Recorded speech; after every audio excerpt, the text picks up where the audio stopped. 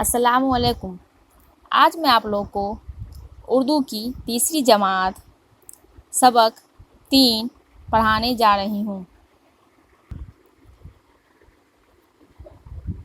سبق 3 میں کہانی ہے بچوں، جس کا عنوان ہے ڈل جھیل۔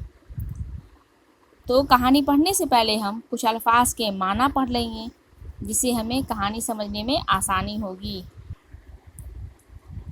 الفاظ معنی: وادی گھاٹی، حسن خوبصورتی، سیاح سیر یا تفریح کرنے والا یا گھومنے والا، پکنک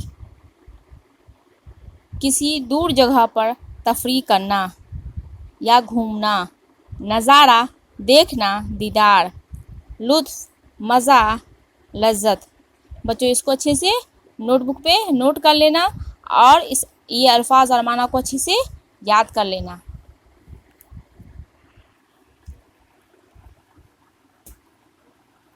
ڈل جھیل۔ بچوں یہ ڈل جھیل کہاں ہے، اس کے بارے میں ہم پڑھیں گے۔ کشمیر پکنک منانے کی ایک ایسی جگہ ہے جہاں نہ صرف ہندوستان بلکہ پوری دنیا سے لوگ تفریح کے لیے آتے ہیں۔ یہاں کے برفیلے پہاڑ اور وادیاں دیکھنے کے قابل ہے۔ بچوں یہ ڈل جھیل کہاں ہے؟ کشمیر میں لوگ پکنک منانے آتے ہیں۔ یہ ایک ایسی جگہ ہے جسے اللہ تعالیٰ نے بے پناہ خوبصورتی عطا کی ہے۔ تو یہاں ہندوستان سے ہی نہیں بلکہ پوری دنیا سے لوگ یہاں گھومنے، تفریح کرنے، سیر کرنے کے لیے آتے ہیں۔ کشمیر کی راجدھانی سری نگر کو اللہ نے ڈل جھیل نام کا ایک تحفہ دیا ہے۔ بچوں کشمیر کی راجدھانی کہاں ہے؟ سری نگر میں۔ کشمیر کی راجدھانی کیا ہے؟ سری نگر۔ تو اللہ نے اسے ایک ڈل جھیل نام کا تحفہ دیا ہے۔ تحفہ تو ہم سمجھتے ہی ہیں بچوں، گفٹ، جسے ہم گفٹ بھی کہتے ہیں انگلش میں۔ میٹھے پانی کی یہ جھیل 9 کلومیٹر کے دائرے میں ہے۔ یہ جھیل میٹھے پانی کا جھیل ہے اور یہ 9 کلو کے میٹر میں پھیلا ہوا ہے۔ اس جھیل میں گرمیوں میں ڈھیر سارے مکان پانی میں تیرتے دکھائی دیتے ہیں۔ بچوں اب تم سوچو گے کہ پانی میں مکان کیسے تیرتا ہے؟ تو بچوں ان مکانوں میں بیٹھ کر سیاح ڈل جھیل کے نظارے سے لطف اٹھاتے ہیں۔ ان مکانوں کو یہاں کی زبان میں سکارا کہتے ہیں۔ اب ہم سمجھیں گے کہ یہ مکان اصل میں یہ ایک سکارا ہے جو پانی میں تیرتا ہوا ہے اور اس میں مکان بنا ہوا ہوتا ہے، اسے ہی سکارا کہتے ہیں۔ وہاں کے زبان میں اسے سکارا کہتے ہیں اور اس سکاروں میں بیٹھ کر گھومنے والے لوگ جو وہاں گھومنے جاتے ہیں سیاح تفریح کے لیے، وہ گھوم کر وہاں جھیل میں جھیل کا نظارے کا مزہ اٹھاتے ہیں۔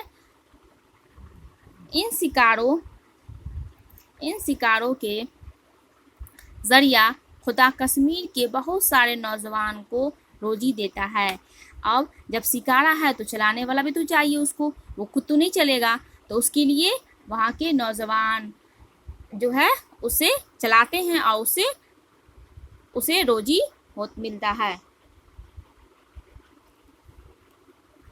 تو اس طرح سے اس سکارا کو، اس ناؤ کو جو چلانا پڑتا ہے اسے وہ چلاتے ہیں، جس سے سیر و تفریح کرنے والے اس پہ گھومتے ہیں، بیٹھ کر گھوم کر اس نظارے کا لطف لیتے ہیں، مزہ لیتے ہیں، اس سے اسے روزی ہوتا ہے۔ ڈل جھیل کا پانی صاف اور شفاف ہے۔ ڈل جھیل کا پانی ایک دم صاف ہے۔ اس جھیل میں گرمی کے موسم میں سبزیاں اگائی جاتی ہیں۔ اب بچوں اس جھیل میں گرمی کے موسم میں سبزیاں بھی اگائی جاتی ہے۔ ایک خاص قسم کی گھاس بھی جھیل میں ہوتی ہے جس سے چٹائیاں بنائی جاتی ہے۔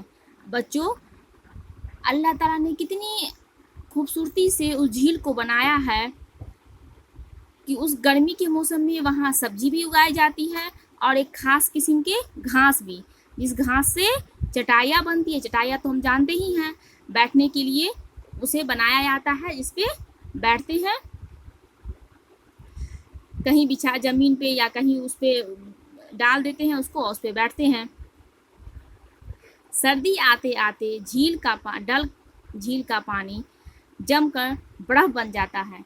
अब जैसे ही सर्दी आती है वो डल झील का पानी जमकर बर्फ बन जाता है। बर्फ तो पता ही है, अगर हम फ्रीजर में अगर पानी डालते हैं तो वो बर्फ बन जाता है। वैसा ही उस झील का पानी भी ठंडी में बर्फ बन जाता है। जैसे ही उसे वहाँ से ठंडी का मौसम आता है बर्फ बन जाता है।